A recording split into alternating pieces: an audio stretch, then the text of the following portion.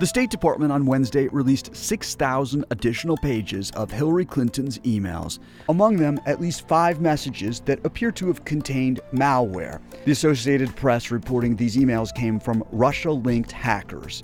The Clinton campaign says there's no evidence they were opened. This latest round coming as recent polls show the controversy taking a major toll on voters' trust in her. What are the key dates ahead for the Clinton email controversy? Mrs. Clinton's likely to be asked questions about it in the first Democratic debate hosted by CNN. Then, about a week later, on October 22nd, Clinton's scheduled to testify before Congress about her role in the lead-up to the 2012 Benghazi attacks that left 4 Americans dead.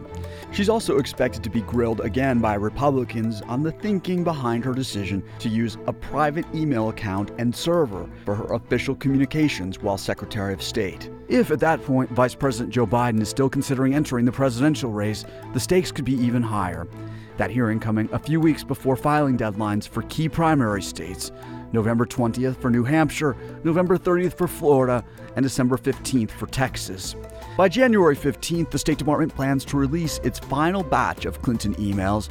That's around 2 weeks before Iowa's First in the Nation caucus on February 1st, which is followed by New Hampshire's First in the Nation primary on February 9th. What are some possible unscheduled developments ahead? The FBI is now in possession of Mrs. Clinton's email server.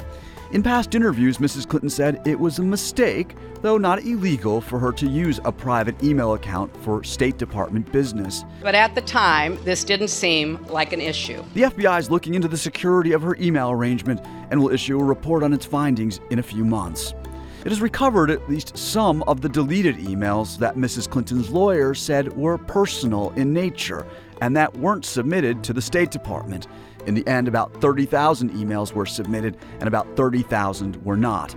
Another potential development, at least one senator is asking for an independent review of the deleted messages to see if any should be considered part of her government work. And the committee looking into the deaths of 4 Americans in Benghazi, Libya in 2012 could compel former Clinton staffers to testify to get more detail on how she managed her emails and determined which of them were considered personal versus work-related. Finally, about 8 weeks of Hillary Clinton's emails are missing from the State Department record.